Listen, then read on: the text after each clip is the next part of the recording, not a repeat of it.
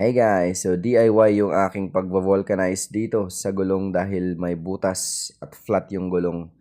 Gamit ang tubig na may sabon, mahanap natin kung nasaan yung butas. At ayan na nga, yung bumubulang yan yung may singaw sa gulong. So yung gamit ko ngayon is ito yung drill bit na may thread. So yung drill bit mismo gagawa ng thread doon sa butas ng gulong. Kailangan to para maging rough yung butas, para kumapit ang rubber strip. So, yan na yung orange na yan. Yan yung ito, rubber strip. At ipasok na natin yan dito sa ating fork bit. By the way, yung rubber strip mismo is madikit na talaga yan. Pero kailangan pa rin natin mag-glue. So, ngayon magdi-drill na ako ng glue dun sa butas mismo para talagang siguradong didikit yung ating rubber strip.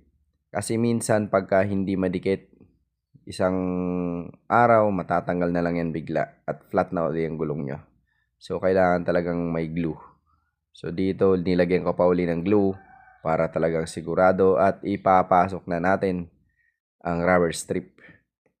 So yung rubber strip na yan, mga kit na yan, DIY kit sa pag-vulcanize, mabibili yan online, sa Lazada, sa Shopee, kahit saan.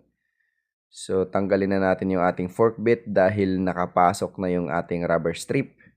At dahan-dahan lang baka matanggal uli. At guntingin na natin yung sobra.